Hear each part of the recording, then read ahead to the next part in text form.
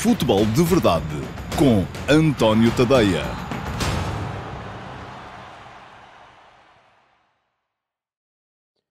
Ora então, olá pessoal, sejam muito bem-vindos à edição número 137 do Futebol de Verdade. Hoje é segunda-feira, é dia 4 de março de 2024 e esta é a edição 137, bem entendido, para a temporada de 2023-2024.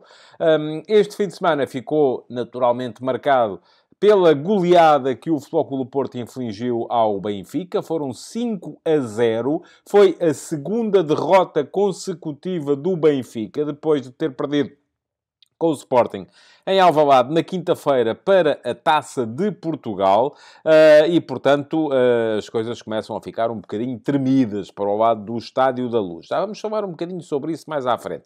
Deixem-me só fazer aqui um breve ponto da situação relativamente àquilo que foram os últimos dias e àquilo que vão ser os próximos, para que ninguém se perca. Pois muito bem, não houve futebol de verdade na quinta-feira, porque havia...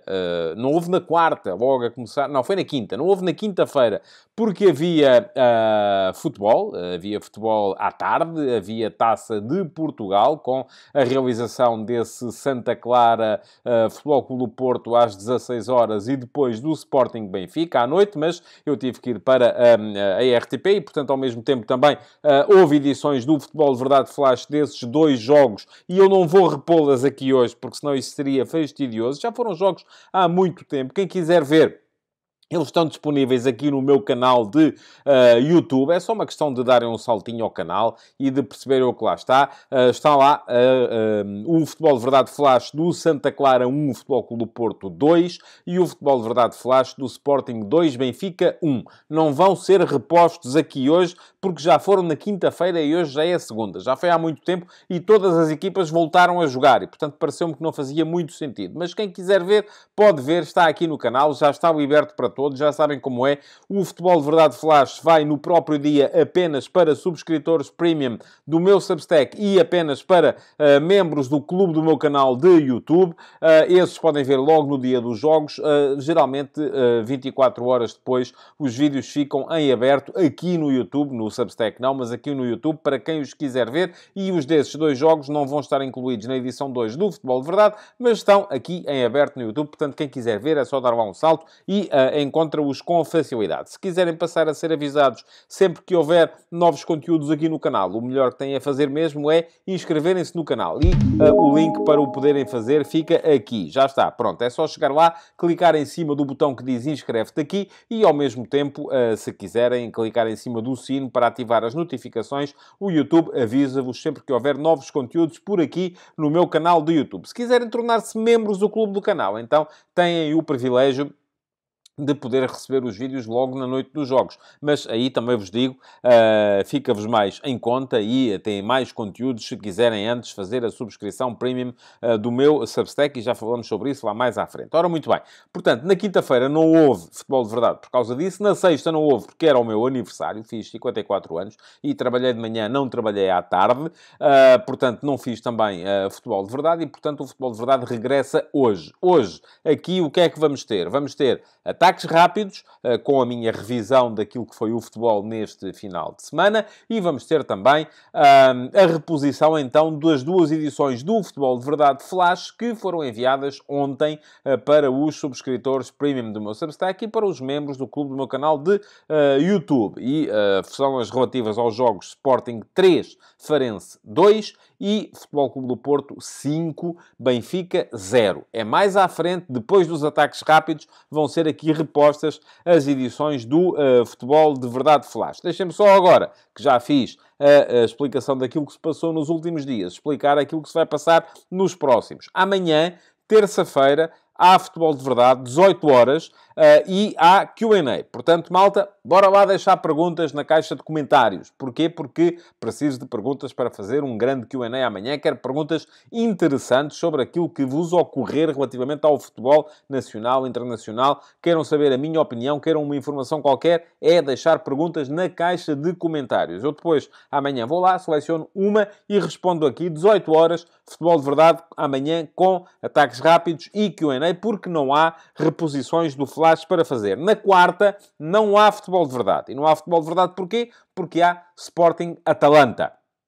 O Sporting, como Sporting e Benfica, jogam ambos em casa na primeira mão dos oitavos de final da Liga Europa. Aquilo que vai acontecer é que o futebol de verdade, o Sporting teve que antecipar o seu jogo para quarta-feira e, como é dia de Liga dos Campeões, o jogo é cedo, é às 17h45. Portanto, não só eu vou estar a ver o jogo, como também não fazia nenhum sentido estar a fazer futebol de verdade ao mesmo tempo que estão a jogar as equipas das quais eu depois faço flash. Portanto, na quarta-feira não há futebol de verdade.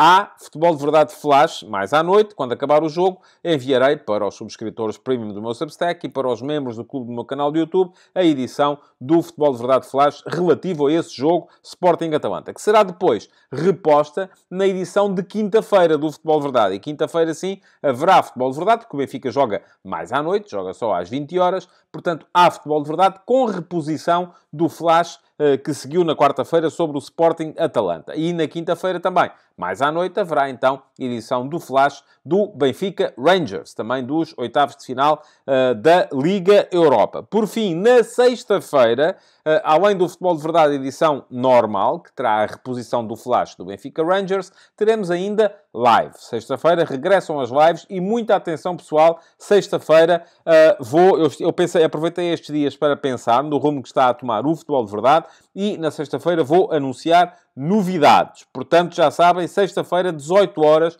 apareçam para a live. Vou anunciar aquilo que eu tenho na minha cabeça e as novidades vão começar já na interrupção das competições para os jogos particulares das seleções, que é depois na outra semana de março, portanto, vou anunciá-las já na próxima sexta-feira, 18 horas. Metam aí um lembrete, apareçam, porque se tiverem alguma coisa, isto é como nos casamentos, se alguém tiver alguma coisa em contra a dizer, diga agora, ou então cale-se para sempre. Portanto, sexta-feira, futebol de verdade, 18 horas, live, com anúncio de novidades, porque é como vos digo, pensei muito relativamente ao rumo que o futebol de verdade está a tomar e que toda a minha atividade no Substack está a tomar.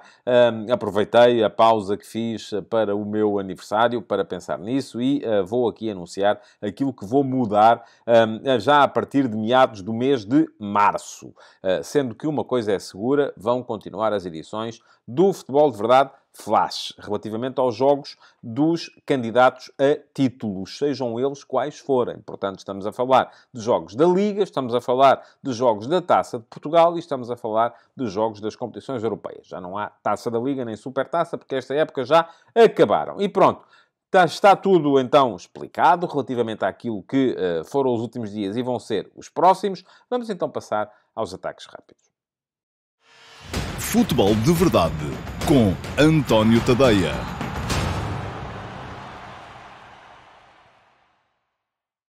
Ora, cá estou eu então com os ataques rápidos, que como sempre começam com o futebol que já se jogou e houve muito futebol para comentar durante este fim de semana, a começar logo pelo facto de o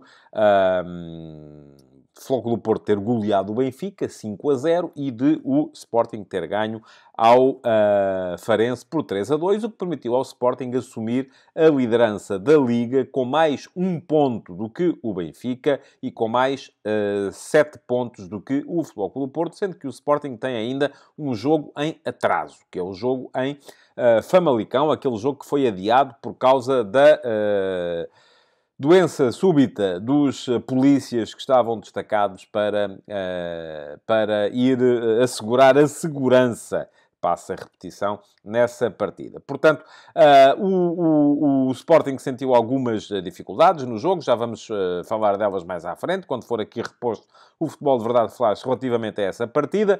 No final, o Ruben Amorim disse que há ali jogadores que já querem, mas já não conseguem mais. E eu creio, e aliás escrevi isso hoje de manhã, no último passo, na edição de hoje de manhã, no último passo, que a questão ali, o cansaço será mais mental do que físico e que é importante a equipa do Sporting, isto visto na perspectiva dos Leões, naturalmente, tranquilizar um bocado e perder um bocado daquela ansiedade que se tem visto. É muito por aí que a equipa está a sofrer tantos golos. Mais à noite, o Futebol Clube do Porto goleou o Benfica, 5-0. Também há flash desse jogo para ver mais à frente, portanto, tudo aquilo que são detalhes do jogo. Eu também escrevi sobre o jogo hoje de manhã no Último Passe. E fica aqui o link para quem quiser dar lá um salto e ler o Último Passe. Tem análise escrita ao Futebol Clube do Porto Benfica, às declarações do Ruben Amorim. Escrevi um bocadinho sobre o Aroca também, que é uma belíssima surpresa nesta fase da Liga Portuguesa. E, além disso, ainda passei ali um bocadinho sobre aquela questão que no final do jogo, aquilo que foram as declarações vindas sobretudo do lado do Benfica. O facto de ter sido João Neves quem foi à flash interview, o facto de Roger Schmidt ter aquilo que ele disse no final, ter reconhecido que o Benfica naquele dia foi inferior física, mental e taticamente ao Futebol Clube do Porto, e foi, mas que não faria sentido estar a pedir desculpas, e o facto de depois vir o próprio presidente Rui Costa pedir desculpas, dizendo que ele é que tinha que o fazer, porque ele é que era o máximo responsável pela equipa. Enfim, o jogo das culpas é uma coisa que se pode jogar. Neste caso está toda a gente a dizer, não, o responsável sou eu, mas depois eu não faço muita questão, muito francamente, que os responsáveis venham pedir desculpa por um mau resultado. Revejo-me um bocadinho naquilo que disse Schmidt, não há razão para pedir desculpa porque ninguém fez de propósito, toda a gente fez o máximo que podia fazer, mas também percebo o contrário. Há aqui uma necessidade de mostrar alguma empatia, sobretudo porque, e isto vou dizer-vos, de certa forma, impressionou-me. O Benfica estava a apanhar 4-0, o quinto gol foi mesmo no fim, e aquilo que se ouvia no Dragão eram os adeptos do Benfica a cantar. Portanto, houve ali uma demonstração de benfiquismo, de amor pela equipa, de apoio à equipa por parte dos adeptos, que nesse aspecto merecerão uma palavra, e terá sido um bocado por isso também, e a realização do jogo na Sport TV mostrou de vez em quando imagens do Rui Costa, sorumbático, sério, naturalmente preocupado face àquilo que estava a ver, e aquilo que estava a ver era uma demonstração de incapacidade estratégica por parte do Benfica, que já tinha acontecido, aliás, na última quinta-feira em Alvalade contra o Sporting, e aquilo que mudou de um jogo para o outro foi muita capacidade que o Porto teve para definir no último terço, a capacidade que o Porto tem, porque está mais habituado a ganhar, para meter a bota cardada em cima do adversário, face àquilo que o Sporting não tem, porque é uma equipa que está menos habituada aos sucessos de forma reiterada, e por isso mesmo o Sporting acaba por perdoar, por condescender um bocadinho. O Porto não. O Porto, quando tem a oportunidade, mete a bota cardada em cima do adversário e já não há maneira de sair dali. E foi isso que aconteceu, mas na base de tudo está claramente uma incapacidade estratégica do Benfica para lidar com este tipo de jogos, e de Roger Schmidt para lidar com este tipo de jogos. Portanto, percebo perfeitamente as declarações do Rui Costa, percebo também as do Roger Schmidt. Não sou, e já o escrevi hoje de manhã, e já deixei o link para o Último Passo ali atrás, a favor das trocas de treinador, e não vou mudar de opinião relativamente àquilo que se passa neste momento no Benfica. Não acho que o problema se resolva trocando o treinador, embora acho que, e já achava isso na época passada, aliás, durante toda a época passada eu vinha aqui dizendo, atenção, estão para aí a dizer que o Benfica é uma equipa fortíssima na pressão alta. Não é. Aquilo que o Benfica é uma equipa muito forte em contra-pressão. É uma equipa que, por meter muita gente do lado da bola, o Benfica, eu já vos fiz aqui várias vezes aquela coisa que parece que estou a fazer o sinal da cruz, não estou só a dizer, dividam o campo em 4 pedaços. Portanto, há a linha de meio campo e depois dividam o campo ao meio. Vamos aqui definir a existência de 4 quadrantes. O Benfica, quando ataca, quando perde a bola, geralmente tem 7 jogadores no quadrante da bola. Tem o ponta de lança, tem os 3 avançados que suportam o ponta de lança, tem os 2 médios, que estão todos inclinados para o lado da bola, e tem, pelo menos, o defesa central daquele lado. Ora, esses 7 jogadores do lado da bola são 7 jogadores que são fortes, são 7 jogadores que, estando lá, condicionam fortemente o momento da reação à perda. Estão muito próximos, acabam por conseguir abafar, sobretudo se forem jogadores com comportamentos defensivos interessantes. E é aqui que está a grande diferença entre o Benfica da época passada e o Benfica desta época. Não é tanto... o Benfica já não era muito forte em pressão alta, quando falamos de organização defensiva, isto é, o adversário tem todo o campo para definir por onde é que vai sair. Não, era uma equipa muito forte em contrapressão, em reação à perda, em transição defensiva. Porquê? Porque metia os tais 7 jogadores no lado da bola quando a perdia, e estávamos a falar de 7 jogadores que eram Gonçalo Ramos, Orsnes, o Rafa, o João Mário, o Enzo Fernandes, o Florentino e um dos defesas laterais, ou o Bá ou o Grimaldo. Ora, este ano o Benfica continua a meter lá 7 jogadores, mas esses 7 jogadores são, vamos supor, Tengsted, ou Artur Cabral, Di Maria, Coxo, Rafa, João Mário, João Neves e um dos defesas laterais. Há claramente um déficit em termos de comportamentos defensivos e é aí que está a grande questão. Mas isto está explicado no texto de hoje de manhã, mais ou menos. Pronto, enfim, é uma ideia que eu já tenho há algum tempo.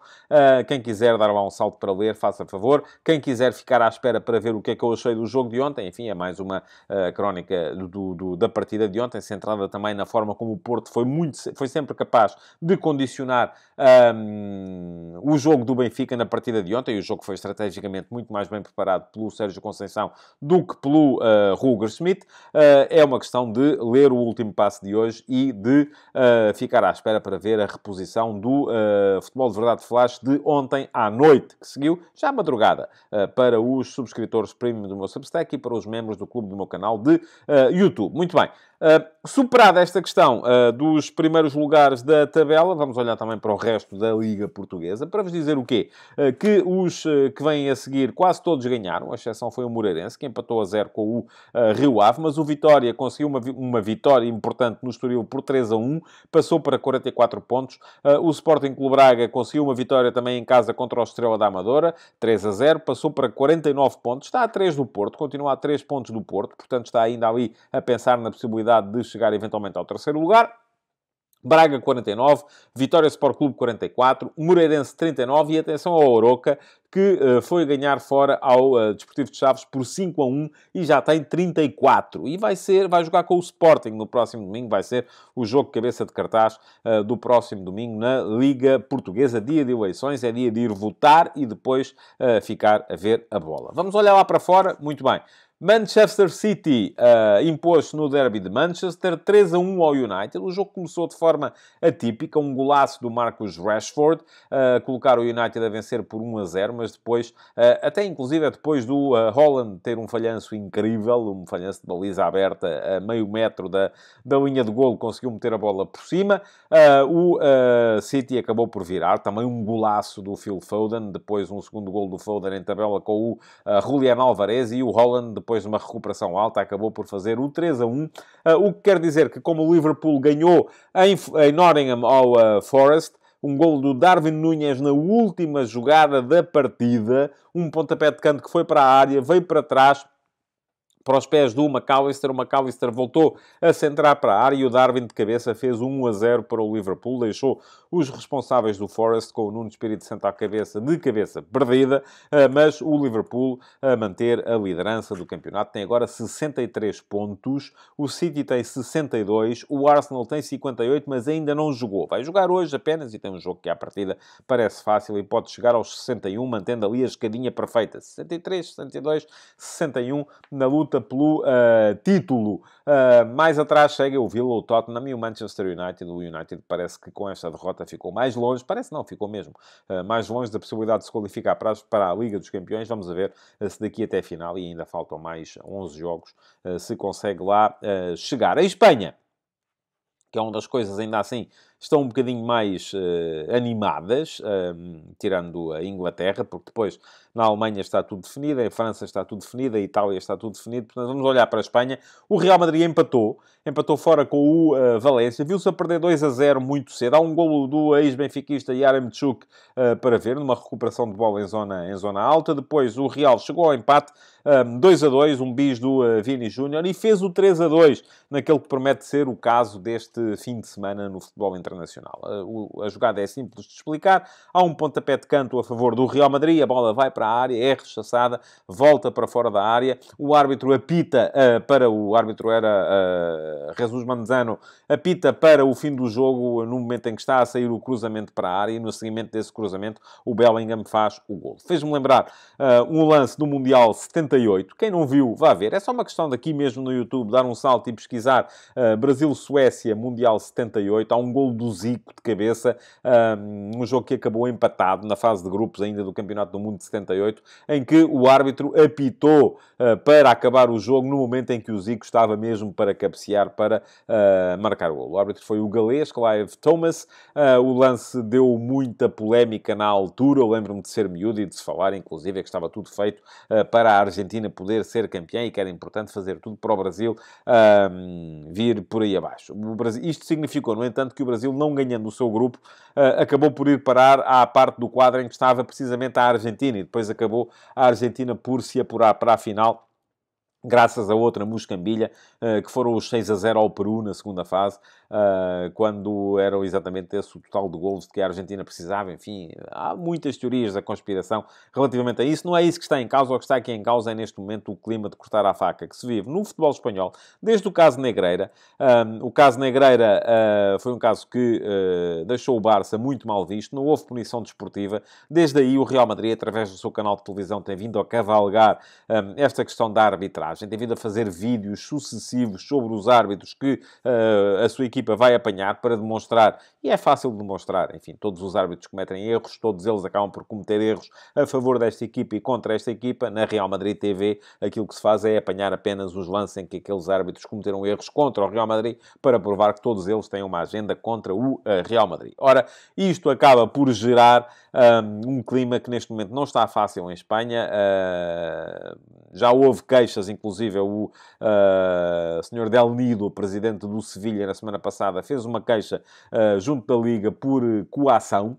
A Liga mandou arquivar imediatamente, mas isto não está famoso lá para os lados de Espanha. Porquê? Porque está o Real Madrid contra toda a gente contra o Real Madrid. A verdade é que, neste caso, o Real Madrid, do meu ponto de vista, enfim, o golo é bem anulado. O árbitro apitou sequer antes de haver remate. Faz sentido que, havendo um pontapé de canto, que é o último lance do jogo, a bola é rechaçada, vai para fora da área, o árbitro acaba imediatamente o jogo antes de, eventualmente, haver um novo cruzamento. Não faz. Portanto, não houve aqui bom senso por parte da equipa de arbitragem. O que é que isto quer dizer? O Real Madrid empatou 2-2. Isto abria aqui alguma perspectiva do Girona e do Barcelona se aproximarem. Acontece que o Girona perdeu em Maiorca por 1-0. Já vos tinha dito aqui que o Girona está a perder gás, está a começar começar a contar as etapas que faltam até ao fim da Liga, para perceber se consegue mesmo a tal qualificação para a Champions, e isto vai ser um barbicacho dos diabos se o Girona conseguir, porque, volto a dizer, o Girona pertence ao mesmo grupo económico do Manchester City, e dificilmente poderão estar os dois na Liga dos Campeões. E o Barça empatou a 0 com o Athletic Bilbao. Mais uma lesão para o Pedri, é o facto a lamentar neste jogo. O Pedri era ainda é um jovem promissor, mas foi tão esticado naquele primeiro ano, em que jogou tudo, jogou europeu de sub-21, jogou europeu de sénior, jogou Jogos Olímpicos, acabou por esticar de tal maneira a utilização que agora joga 3, 4 jogos e lesiona-se outra vez. Portanto, está ali sempre um problema com o Pedri. O que é que isto quer dizer? Real Madrid, 66 pontos, mantém 7 pontos de avanço sobre o segundo, que é o Girona, que tem 59, 8 pontos de avanço sobre o terceiro, que é o Barcelona, com 58, e 11 sobre o quarto, que é o Atlético de Madrid, que tem 55. Na Alemanha, tudo encaminhado para o Leverkusen ser campeão. Já são 10 pontos a mais do que o Bayern de Munique. O Leverkusen ganhou por 2-0 em Colónia. O Bayern empatou a 2 bolas no terreno do Freiburg. O Bayern do Tuchel ganhou apenas um dos seus últimos 5 jogos. A coisa não está famosa e vamos a ver onde é que vai parar, porque eu acho que aquilo tem tendência para se agravar. Em Itália, a Juventus perdeu outra vez. Desta vez perdeu com o Napoli por 2-1. Excelente trabalho para já neste arranque de Francesco Calzona, o selecionador da Eslováquia, que está à frente da equipa do Napoli. Ele é um antigo adjunto do Maurizio Sarri, ali mesmo em Nápoles. Ganhou 2 e empatou 2 dos 4 jogos que fez à frente da equipa que ainda é campeã de Itália, que vai deixar de ser em breve, porque o futuro campeão é o Inter. O Inter ainda não jogou nesta jornada, vai jogar hoje, e sobre isso falaremos mais à frente, mas tem, neste momento, com um jogo a menos, tem 12 pontos de avanço sobre a Juventus, que perdeu, conforme vimos, em Nápoles, por 2-1. O Milan ganhou fora a Lazio, 1-0, num jogo com 3 expulsões para os Laziale, embora 2 tenham sido nos descontos, já depois do gol de Okafor, que deu a vitória à equipa rossonera. E o quarto lugar já pertence ao Bolonha, ao fantástico Bolonha do Tiago Mota, que foi ganhar fora por 2-1 à Atalanta, o futuro adversário do Sporting nos oitavos de final da Liga Europa. O Bolonha já tem 51 pontos, está em posição de Liga dos Campeões, com mais 4 pontos do que a Roma do Daniele De Rossi, que foi ganhar por 4-1 fora ao Monza. Isto é uma equipa mais alegre do que era com José Mourinho, pelo menos isso. Enfim, ainda interessados na Liga dos Campeões, aquele quarto lugar da Liga dos Campeões, o lugar que fica atrás do Inter, da Juventus e do Milan, está ainda ali muito aí aberto. Candidatos são o Bolonha, 51 pontos, a Roma, 47, Atalanta, 43 e, por que não dizê-lo, o Nápoles, que já tem 40... Atalanta, 46, perdão, e o Nápoles, que já tem 43. Em França, o PSG voltou a empatar, segundo empate consecutivo, 0-0, desta vez no Mónaco. O Stade Brest ganhou ao Le Havre 1-0, está a 9 pontos ainda assim, portanto, muito longe de ter possibilidades de vir a ser campeão. Portanto, está já tudo mais ou menos definido também. Notícias destes dias, para assinalar aqui o falecimento de Alexandre Batista. Alexandre Batista é um antigo defesa do Sporting e da Seleção Nacional. Jogou o Mundial de 66. Foi dos primeiros jogadores de futebol que eu, a sério, que eu conheci. E vou explicar-vos porquê. Porque o Dr. Alexandre Batista, era assim que lhe chamávamos, quando eu fui estagiar para o Expresso, estamos a falar de 1989, ele trabalhava ali nas imediações e almoçávamos muitas vezes no mesmo sítio. Era no balcão do restaurante Cheru, que não sei se ainda existe, ali na Duque de Palmela, onde era o jornal Expresso na altura. O Expresso já não é ali também, com o Vítor a servir os almoços. Enfim, havia ali uma tertúlia engraçada, falava-se muito de futebol, e havia sempre essa... E lá está, e aquilo para mim era... Enfim, eu era um miúdo, tinha 19 anos, e estava ali perante um antigo internacional português. Portanto, aquilo para mim era sempre uma... E recordo com saudade esses tempos, não só porque eu era mais novo, mas também porque... enfim, o futebol era visto de outra maneira. Alexandre Batista foi um defesa importante na história do Sporting. Não foi, se calhar, não teve a relevância, a sua carreira que podia ter tido face à qualidade que ele tinha, porque ele passou anos em que, inclusive, não foi titular na própria equipa do Sporting, sendo que, quando estava a top, era um jogador, um defesa de uma qualidade, de uma inteligência, de uma fineza extraordinárias. Quem quiser saber mais sobre a história de Alexandre Batista, fica aqui o episódio do F80, que lhe foi dedicado em tempos, sendo que esta é uma altura boa para se ficar a conhecer mais sobre a carreira dele, porque ele faleceu. E, aliás, houve um minuto de silêncio ontem no Sporting de Farense a esse propósito. Outra notícia, e esta é de hoje, é fresquinha, é a contratação de Álvaro de Jaló pelo Athletic Bilbao. Álvaro de Jaló nasceu por lá, ele é espanhol, aliás, apesar da sua ascendência guineense. Nasceu em Espanha, nasceu em Bilbao, e vai ser jogador do Athletic Bilbao na próxima temporada. Já há acordo para a transferência. O Athletic vai pagar à cabeça 15 milhões de euros, mediante objetivos pode chegar aos 20, por um jogador que chegou ao Sporting Clube Braga para jogar nos Júniores, fez todo o seu percurso formativo por ali, no Sporting Clube Braga, ganhou muita relevância na equipa principal. Esta época já não foi tão boa quanto tinha sido a anterior, ou pelo menos a segunda metade da época não foi tão boa quanto tinha sido a anterior, porque ele começou a pensar muito. Eu creio que o Álvaro de Jaló tem a família ainda na zona de Bilbao e, portanto, terá começado a pensar muito nisso, e isso acabou por prejudicar-lhe o rendimento. E o Braga também já tem no Roger Fernandes um substituto à altura. Aliás, neste momento o Roger já é uma das principais pérolas da equipa principal do Sporting Clube Braga, e marcou um golaço neste fim de semana, um balásio que ele meteu no fundo das redes do Estrela da Amadora. Pronto.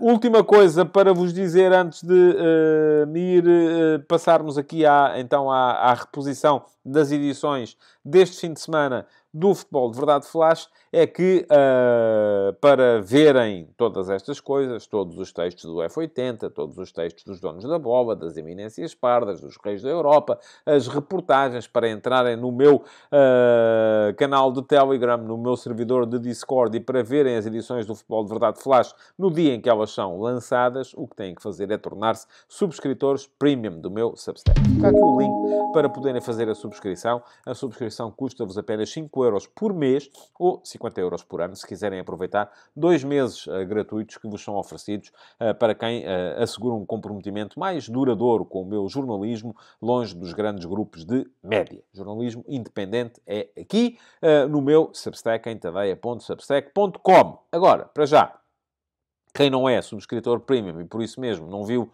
Ontem, as edições dos Flash relativas ao Sporting 3, Farense 2 e ao Flóculo Porto 5, Benfica 0, pode ficar por aí, porque elas vêm já a seguir em reposição. Futebol de Verdade, com António Tadeia.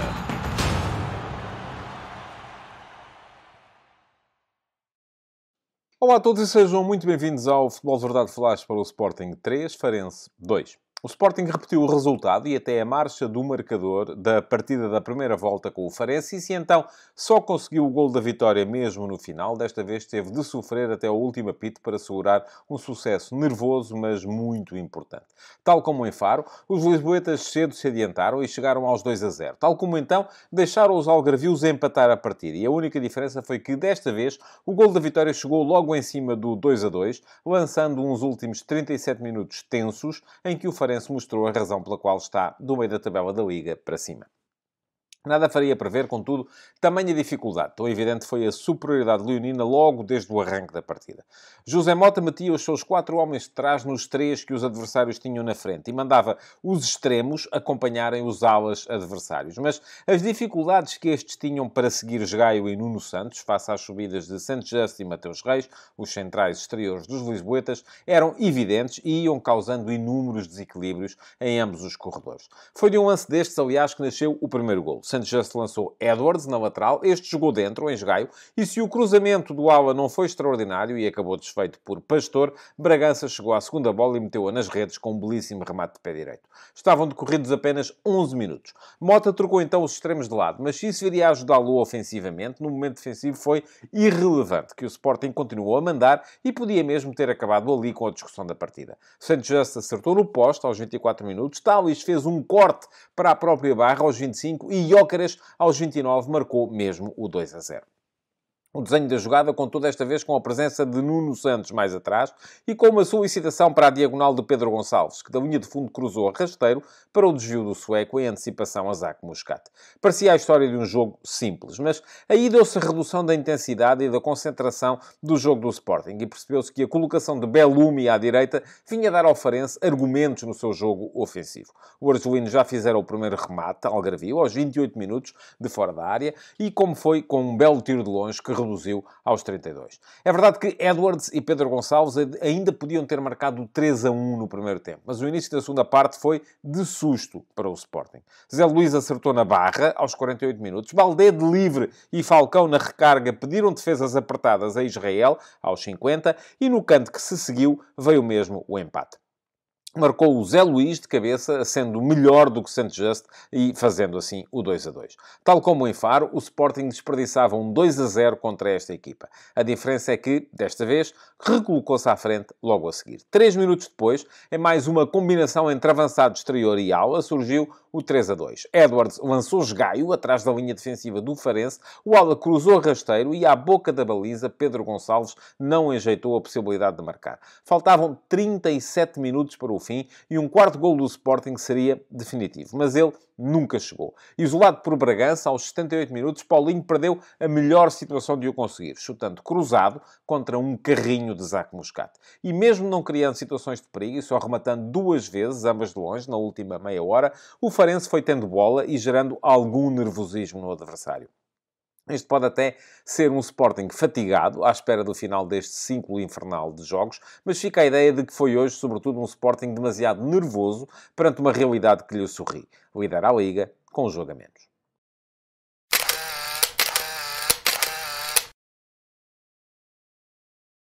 E passemos então à fotografia tática deste Sporting Farense, um jogo em que ambos os treinadores, tanto o Ruben Amorim como o José Mota, fizeram 4 alterações relativamente aos 11 que tinham utilizado na última vez que tinham trazido as suas equipas ao campo. No caso do Sporting, foi há menos tempo, foi na quinta-feira, o jogo contra o Benfica, a vitória por 2-1 a contar para a Taça de Portugal, e Amorim trocou 4 homens relativamente a essa partida. Saíram do 11 Eduardo Quaresma, Coates, Jenny Catamo e Morita, para entrarem Santos Justo, Nuno Santos, Ricardo Gaio e Daniel Bragança, sendo que a troca de um dos centrais por Nuno Santos implicou a passagem de Mateus Reis de ala esquerdo para central pelo lado esquerdo. Sendo assim, o Sporting surgiu no seu habitual 3-4-3, com Franco Israel mais uma vez na baliza. Ele era o guarda-redes das taças, mas voltou a jogar hoje, uma vez que Adam se magoou no treino a seguir a esse jogo contra o Benfica. Depois, tripla de centrais, com o Santos Justo mais sobre o lado direito. Regresso do neerlandês após mais uma lesão. Diomande foi o central do meio, na posição que normalmente é ocupada por Coates, e Mateus Reis, o central esquerdo. Mais à frente, Ricardo Gaio foi o ala direito, Nuno Santos o ala esquerdo, e a dupla de médios era formada por Morten Hulman e Daniel Bragança. Os três da frente foram os mesmos da partida contra o Benfica. Marcos Edwards sobre a direita, Pedro Gonçalves sobre a esquerda e Gyökeres como ponta de lança. Esta disposição do Sporting teve hoje uma enormíssima colaboração ofensiva dos centrais exteriores. Tanto Santos Justo, o central direito, como o Mateus Reis, o central esquerdo, se disponibilizavam para subir com bola, o que desde logo veio causar grandes problemas na organização defensiva do Farense. Mas olhemos para a equipa do Farense, para dizer que José Mota fez também 4 alterações relativamente à equipa que tinha perdido com o Moreirense por 1-0 em jogo de campeonato no último fim de semana. Trocou o lateral esquerdo, Talocha, por Talis. Trocou ainda Mateus Oliveira, jogador de meio campo, por Cláudio Falcão, sendo que Mateus Oliveira não jogou porque estava castigado. Foi suspenso na sequência da ação disciplinar nessa partida contra o Moreirense. Trocou ainda Rafael Barbosa por Bellumi na frente e trocou o ponta de lança Bruno Duarte por Zé Luís, neste caso por lesão do titular. Assim sendo, o Farense apareceu no seu habitual 4-3-3, embora com uma componente um pouco mais defensiva na zona de meio-campo, porque o triângulo de meio-campo, que muitas vezes aparece em 1+2, desta vez apareceu em 2+1.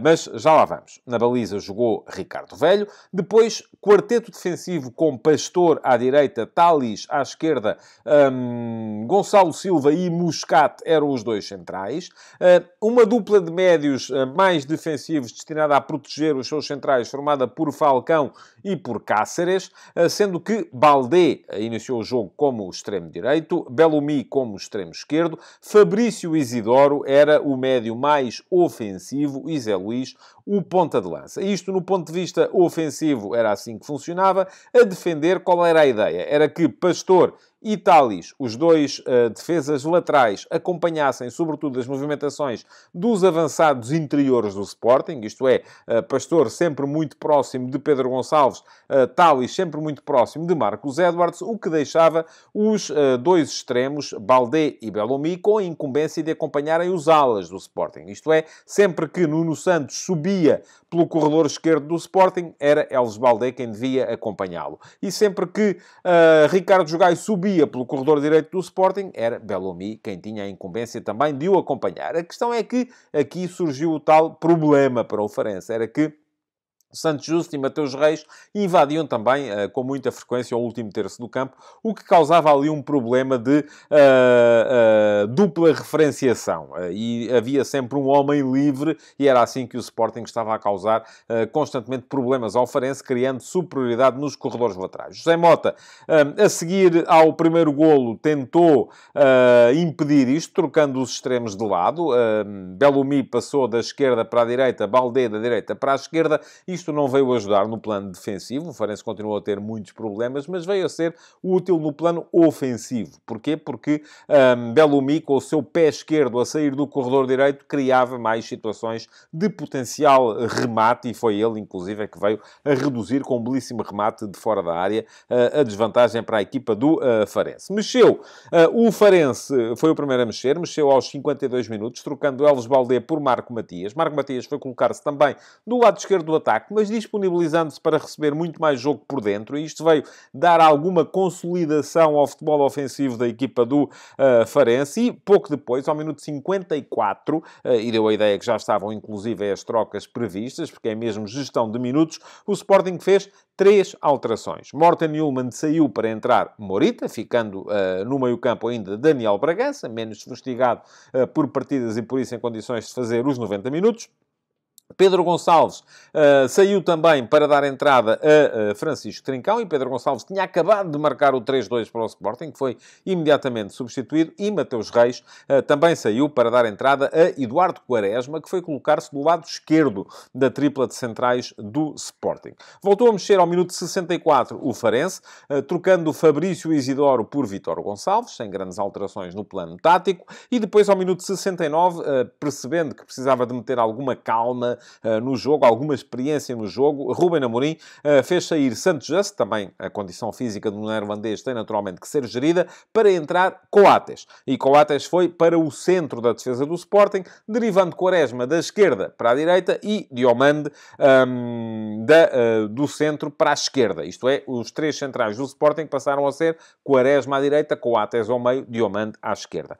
Ao minuto 78, última alteração do Sporting, a troca de Edwards por Paulinho, o que levou a que Trincão, que estava a jogar pelo lado esquerdo, fosse para o lado direito, onde se sente mais à vontade, e Paulinho foi para avançado interior esquerdo, e por fim, ao minuto 83, mexeu o Farense. Fez 3 alterações José Mota. Trocou Bellamy por Christian Ponde, trocou José Luís por Velásquez e trocou um defesa central, Muscat, por Rafael Barbosa. Rafael Barbosa foi colocar-se a extremo direito, indo Falcão para central, para perto de Gonçalo Silva. Isto quer dizer que o Farense passou então a um 4-3-3 mais clássico, com Pastor, Gonçalo Silva, Falcão e Tales mais atrás. Cáceres era o único médio mais defensivo, tendo à sua frente Christian Ponde, que se aproximava mais do ponta de lança, Velásquez e Vítor Gonçalves, com Marco Matias aberto na esquerda e Rafael Barbosa aberto na direita. Já não chegou, no entanto,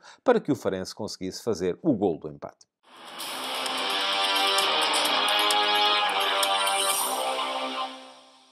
O Farense melhorou muito da primeira para a segunda parte da partida de hoje, mas isso não levou a que houvesse grandes diferenças em termos das suas melhores unidades, que foram basicamente 3. Gonçalo Silva foi sempre um esteio no setor defensivo, muitos cortes importantes, muitas vezes a impedir sequer o adversário de rematar, e muitas vezes conseguiu antecipar-se aos avançados do Sporting e a Gyökeres, por sinal.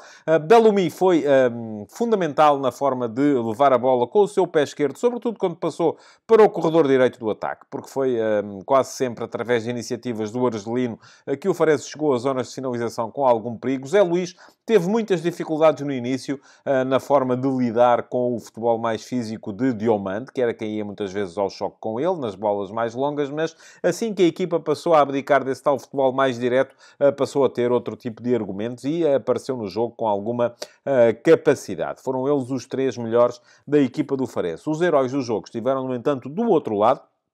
E quer-me parecer que, apesar da boa primeira parte de Marcos Edwards, sempre muito ativo, dá a ideia que estourou a partir de determinada altura, apesar das dificuldades que foi mostrando, Gyökeres continuou a ser um jogador potencialmente desequilibrador, muitas dificuldades causou ao último reduto Farense e marcou o seu golo, mas os 2 melhores da partida foram mesmo Pedro Gonçalves. Pedro Gonçalves é ele que faz o golo da vitória, faz uma belíssima assistência para Gyökeres, e Daniel Bragança, pela forma como foi sempre ativo na recuperação do jogo, na criação do jogo, marcou um belíssimo golo também e foi, do meu ponto de vista, o herói do jogo hoje.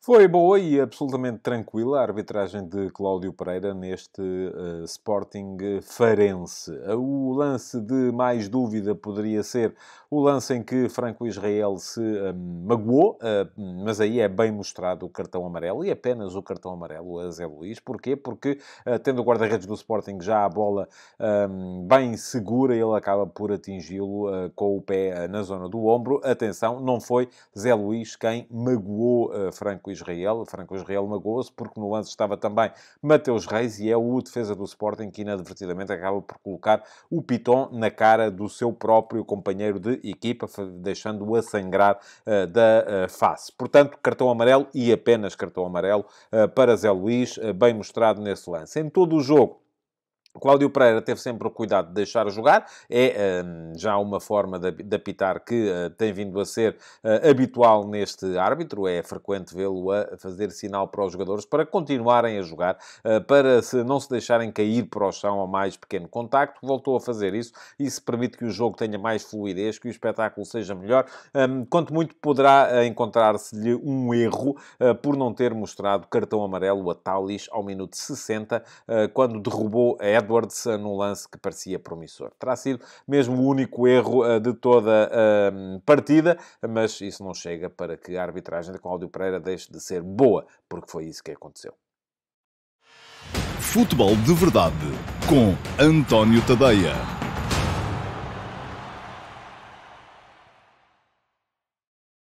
Olá a todos e sejam muito bem-vindos ao Futebol de Verdade Flash para o Flóculo Porto 5, Benfica 0. O Flóculo Porto deu um safanão na crise de resultados e de consistência que de quando em vez o tem acometido esta época, goleando o Benfica e afundando ainda mais o rival nas dúvidas que já lhe tinham sobrado da derrota de quinta-feira com o Sporting em Alvalade.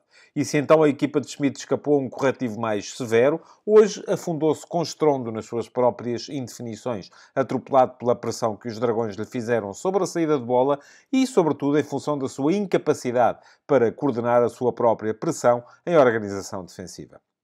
Se o primeiro golo desta noite chegou de bola parada, o segundo e o quarto foram fruto da junção da incapacidade do Benfica para pressionar alto à sua vontade de o fazer.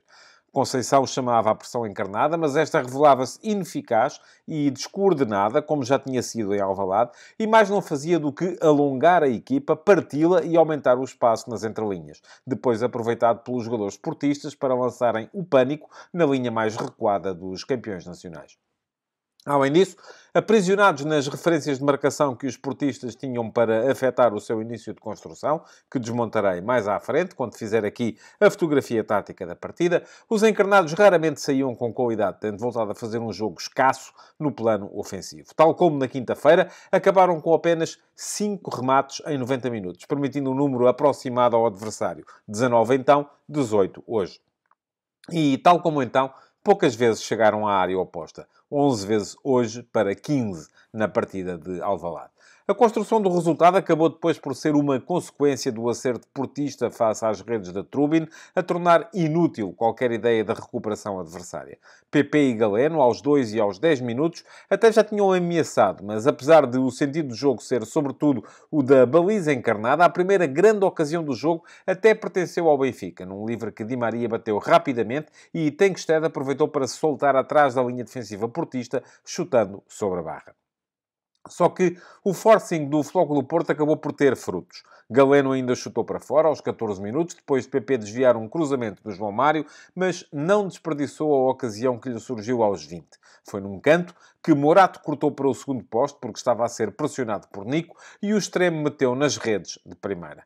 E o Benfica, aí, ainda deu um ar de sua graça, na altura em que o jogo esteve mais dividido. Trubin deteve um remate de Conceição, mas depois Diogo Costa também teve de se empenhar para parar um tiro de Rafa. E foi com o jogo nisto que surgiu o 2-0, a evidenciar o suicídio que é o partir da equipa do Benfica em duas, no momento da pressão. João Mário aproveitou o espaço para acelerar. A bola chegou a Conceição, que cruzou para Evanilson servir nova finalização certeira de Galeno. Faltava 1 minuto para o intervalo e o clássico começava a pintar-se de azul e branco. E tudo se decidiu logo a abrir a segunda parte, com o terceiro golo e a expulsão de Otamendi. O 3-0 foi marcado por Wendel, após combinação com Galeno, aos 55 minutos, e entre os 51 e os 61, Otamendi viu os 2 amarelos que forçaram a equipa a jogar meia hora com 10 homens. Nesse período, o Flóculo Porto não desperdiçou a oportunidade para golear. Nico ainda perdeu o 4-0, logo aos 63 minutos, cabeceando ao lado um cruzamento do João Mário, que o deixou na cara do golo. Mas PP não o imitou e marcou mesmo aos 75, com um remate entre Trubin e o poste mais próximo, do qual o guardião ucraniano não saiu inteiramente bem visto. até a final. Dani Namazo ainda fez o quinto, de cabeça, após cruzamento de Jorge Sanchez, dando ao resultado foros de goleada, mas não mudando grande coisa em termos de classificação. O Futebol Clube do Porto teve uma noite de sonho, mas continua a 6 pontos do segundo lugar e a 7 do primeiro. Podem ser 10, se o Sporting ganhar em Famalicão o seu jogo em atraso. E o Benfica viveu um pesadelo, mas não perdeu aqui a possibilidade de revalidar o título. Terá é de fazer as coisas de maneira muito diferente daqui para a frente.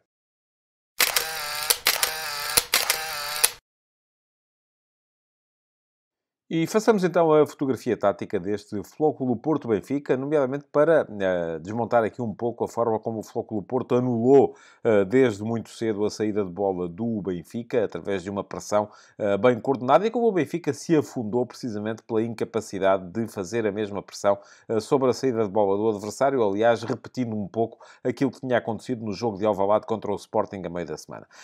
No caso do Futebol Clube Porto, olhamos primeiro para o 11 inicial e a comparação tem que ser feita com a equipa que empatou em Barcelos com o Gil Vicente no último fim de semana, porque a equipa que subiu ao relvado para defrontar o Santa Clara já tinha sido aquela que Sérgio Conceição tinha escolhido há um mês, quando começou essa partida da Taça, depois interrompida pela tempestade. Ora, fez Sérgio Conceição 2 alterações relativamente ao 11 que tinham levado ao campo em Barcelos contra o Gil Vicente. Trocou Stefano Eustáquio por Nico Gonzalez no meio-campo e à frente trocou Ivan Reimer por Galeno, fazendo voltar aquele que tem sido o seu 11 de gala desta segunda metade da época, um 11 organizado no 4-3-3, com estes que têm sido quase sempre os 11 titulares preferenciais para o treinador do Futebol Clube do Porto. Diogo Costa foi o guarda-redes, depois à frente dele, quarteto defensivo formado por João Mário, Pepe, Otávio e Wendel. Varela era o médio mais defensivo, com Nico Gonzalez a surgir como interior esquerdo, muitas vezes baixando para auxiliar no momento de início da organização, e PP a aparecer como médio interior direito, muitas vezes abrindo na faixa para permitir a entrada de Francisco Conceição para o espaço interior. Conceição era o extremo direito, Galeno o extremo esquerdo e Evanilson o ponta de lança. Quanto ao Benfica, 2 alterações relativamente à equipa que tinha, a meio da semana, perdido com o Sporting em Alvalade por 2-1. Trocou Roger Schmidt, Alexander Bá, lesionado, por Morato, o que quer dizer que Morato foi jogar como defesa esquerdo, e Orsnes, que tinha sido defesa esquerdo na primeira parte do jogo de Alvalade, foi depois defesa direito na segunda, mudou para o lado direito do setor defensivo hoje. Mais à frente, Schmidt voltou a fazer entrar o tal ponta de lança, hoje foi Tengsted, que alinhou em vez de Neres, que tinha sido tinha estado no 11 em Alvalade, o que permitiu que Rafa voltasse à posição de segundo avançado. Assim sendo, o Benfica no seu habitual 4-2-3-1, com Trubin na baliza, Orsnes era lateral direito, Morato lateral esquerdo e dupla de centrais, a de sempre, formada por António Silva e Otamendi. Dupla de médios, mais à sua frente, João Neves e João Mário, com Di Maria aberto na direita, Coxo aberto na esquerda, a funcionar aqui como uma espécie de avançado esquerdo. Rafa era o segundo avançado nas costas de Kasper Tengsted, que era o ponta de lança. Mas grande parte do jogo se definiu depois, sobretudo na forma como as duas equipas encaravam o momento de pressionar a saída de bola do adversário e como eram ou não capazes de iludir essa pressão que o adversário lhe fazia. O Futebol Clube do Porto colocava 3 homens na frente para impedir a saída de bola, que o Benfica faz quase sempre a 3, através dos 2 centrais e de um dos médios, que baixa para essa organização. Hoje foi mais vezes João Mário do que João Neves, pelo menos enquanto o jogo ainda esteve a ser minimamente discutido. E o Futebol Clube do Porto metia quase sempre 3 homens lá na frente, o Francisco Conceição, o Evanilson e o Galeno, para condicionar essa movimentação. Além disso, PP seguia sempre um dos centrocampistas, estava sempre pronto para pressionar o João Mário, Nico Gonzalez sempre pronto para pressionar o João Neves e, além disso, o Alain Varela seguia muito de perto o Rafa, que muitas vezes também baixava para fazer dar um auxílio e dar uma linha de passe a este início da organização do Benfica. Resultado, o Benfica poucas vezes conseguiu sair com qualidade, apesar de fazer uma saída baixa para chamar a pressão, poucas vezes conseguiu sair com qualidade e criar dificuldades dificuldades à organização defensiva do Futebol Clube do Porto. Do outro lado, o que é que acontecia? O Porto muitas vezes também baixava Alan Varela para auxiliar os centrais, saía a 3, com Pepe, Alan Varela e Otávio. O Benfica tentava pressionar este primeiro momento da organização, mas fazia-o apenas com duas unidades, quase sempre Rafa e Tengsted. Di Maria tentava encostar no Wendel e o Coxo, do outro lado, tentava encostar no João Mário, mas poucas vezes o faziam também. O que acontecia era que a equipa do Benfica partia e deixava um espaço imenso entre esta primeira zona de pressão e o resto da equipa, o resto da sua organização defensiva. E sempre que o Porto conseguia superar esta primeira zona de pressão, tinha uma avenida para acelerar o jogo e para levar a bola para o meio-campo ofensivo. Foi assim que foi criando quase sempre embaraço à organização defensiva do Benfica. Ora, muito bem, com 2-0 ao intervalo, Schmidt mexeu.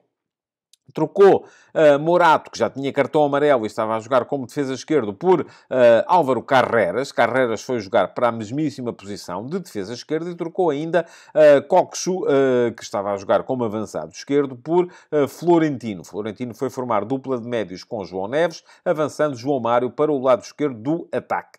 Mas o Benfica não melhorou por aí além, até porque sofreu logo o terceiro golo, ao minuto 55, e depois Otamendi foi expulso. Antes da expulsão de Otamendi, já com 3-0 no placar, Schmidt tinha feito mais duas alterações. Trocou Di Maria por Neres. Neres foi jogar para o lado direito do ataque e trocou Tengsted por Artur Cabral. Ponta de lança por ponta de lança, embora ponta de lança de características diferentes. Menos pressionante, não que a pressão de Tengsted tenha dado grandes resultados ao Benfica, mais jogador de coletivo, mais jogador para tabular com os companheiros. Esteve mais em jogo no plano ofensivo, mas a verdade é que o Benfica, depois, 4 minutos a seguir, ficou sem Otamendi. Num primeiro momento, teve que ser Florentino a baixar para formar dupla de centrais com o António Silva, mas 2 minutos depois da expulsão de Otamendi, acabou por ser sacrificado o Rafa para a entrada de Tomás Araújo. Tomás Araújo foi colocar-se como central direito, não esteve mal, e António Silva passou para central esquerdo, mas o Benfica, a partir daí,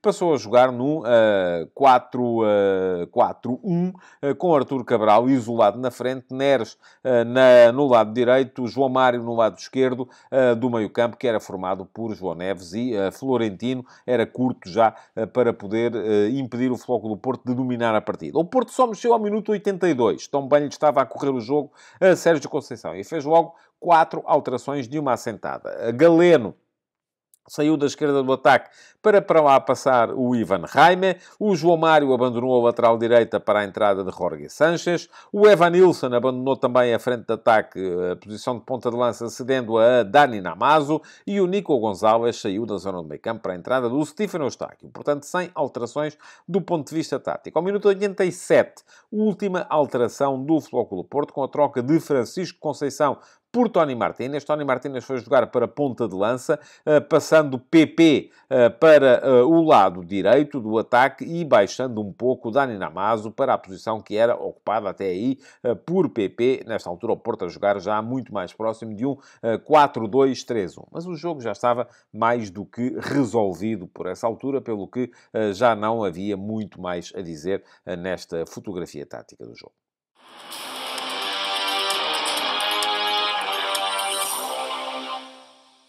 A segunda derrota consecutiva do Benfica teve uma série de exibições muito abaixo daquilo a que os jogadores do Benfica habituaram os seus adeptos. Trubin, por exemplo, não fez um jogo isento de erros. Orsnes teve muitas dificuldades para segurar o lado esquerdo do ataque do Futebol Clube do Porto. Cai um bocado por terra aquela ideia de que ele é um excelente lateral. Não é. Hoje teve sempre muitas dificuldades. António Silva, ainda assim, foi o mais seguro do quarteto mais recuado. Otamendi voltou a cometer imensos erros, mas quer-me parecer que o melhor jogador do Benfica foi, para não variar, João Neves.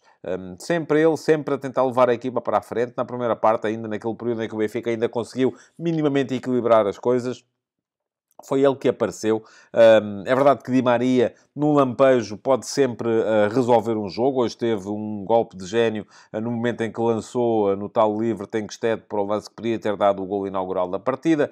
Teve depois um bom remate também numa saída da direita para o meio, mas pouco mais se viu e, portanto, o melhor jogador do Benfica foi mesmo o João Neves. Os heróis, contudo, estavam do outro lado. E foram, sobretudo, os jogadores dos corredores laterais. Muito bem os dois laterais, João Mário e o Wendel. João Mário fez um jogo de enormíssima qualidade enquanto esteve em campo e ele foi substituído ao minuto 82. O mesmo sucedeu com o Wendel, que acabou por marcar um golo e por estar presente em muitas das combinações com Galeno que deixaram a cabeça em água Orsnes, mas estiveram muito bem também os dois extremos. Francisco Conceição foi um quebra-cabeças permanente para Morato, levou inclusive a Schmidt a ter que substituir o lateral. Não esteve melhor nesse aspecto de o controlar Carreras, quando entrou, que já sabe que é um jogador que pode fornecer algo mais em termos ofensivos, mas defensivamente não. Mas ainda assim, quer-me parecer que o herói da partida foi mesmo Galeno. E não é coisa para menos. Marcou o primeiro, marcou o segundo, assistiu para o terceiro. Portanto, parece-me que esteve nos pés de Galeno a maior dose de qualidade da equipa do Futebol Clube do Porto de hoje. E, portanto, foi ele o herói desta partida.